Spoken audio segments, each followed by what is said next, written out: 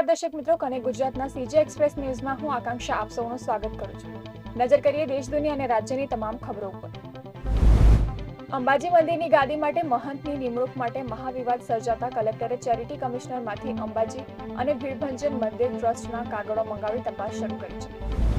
ગાંધીનગર મહાનગરપાલિકાની સામાન્ય સભામાં આઉટડોર એડવર્ટાઇઝમેન્ટ પોલિસી મંજૂર કરવામાં આવી હતી, જેથી હવે શહેરના માર્ગો અને બિલ્ડિંગો ઉપર આડેધડ લાગતા હોર્ડિંગ્સ અને બેનર ઉપર રોક લગાવી શકાશે। બોરસદ માર્કેટિંગ યાર્ડના ખેડૂત વિભાગની 10 અને વેપારી વિભાગની 4 બેઠકો મળી કુલ 14 બેઠક માટે તારીખ 11 ફેબ્રુઆરી 2025ના રોજ ચૂંટણી યોજાશે, જેના બીજા દિવસે પરિણામ જાહેર કરાશે। દિલ્હી હાઈકોર્ટે અરવિંદ કેજરીવાલ વિરુદ્ધ લીકર પોલિસી કેસની કાર્યવાહી પર રોક લગાવવાનો ઇનકાર કર્યો છે। કેજરીવાલ દિલ્હી એક્સાઇઝ પોલિસી 2021-22 સંબંધિત અનિયમિતતાના કેસમાં આરોપી છે। મહારાષ્ટ્ર વિધાનસભા ચૂંટણીના પરિણામો પહેલા શરદ પવાર જૂથના નેતા ઉત્તમ જાનકરે બારામતી વિધાનસભા બેઠકમાંથી અજીત પવારની હારનો દાવો કર્યો છે। તાજેતરમાં જ આમ આદમી પાર્ટીના મોટા નેતા કૈલાશ ગેહલોતે પાર્ટીમાંથી રાજીનામું આપી દીધું હતું। રાજીનામા બાદ કૈલાશ ગેહલોત ભારતીય જનતા પાર્ટીમાં સામેલ થઈ ગયા હતા।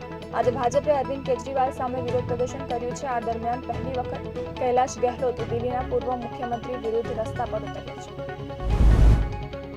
ખાલિસ્તાની આતંકી હરદીપસિંહ નિજ્જર હત્યા કેસમાં કેનેડા સરકાર હવે બેકફૂટ પર છે।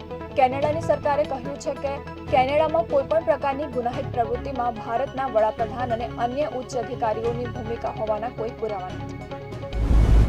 કેન્યાના રાષ્ટ્રપતિ વિલિયમ રૂટોએ દેશને સંબોધિત કરતા ભારતીય કંપની અદાણી ગ્રુપની સાથે થયેલા તમામ કરાર રદ કરવાની જાહેરાત કરી છે। આ કરાર હેઠળ વીજ ટ્રાન્સમિશન અને એરપોર્ટ વિસ્તાર જેવા મોટી પરિયોજનાઓ શામેલ હતી।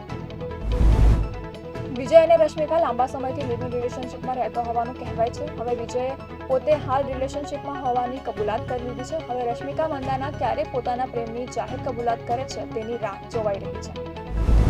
ભારતીય ક્રિકેટ બોર્ડે આઈપીએલની આગામી 3 સિઝનની તારીખોની જાહેરાત કરી છે। આ અંતર્ગત આઈપીએલ 2025 14 માર્ચથી શરૂ થશે અને તેની ફાઇનલ 25 મેના રોજ રમાશે। આ ટુર્નામેન્ટ ચેમ્પિયન્સ ટ્રોફી 2025 પછી તરત જ શરૂ થવાની છે।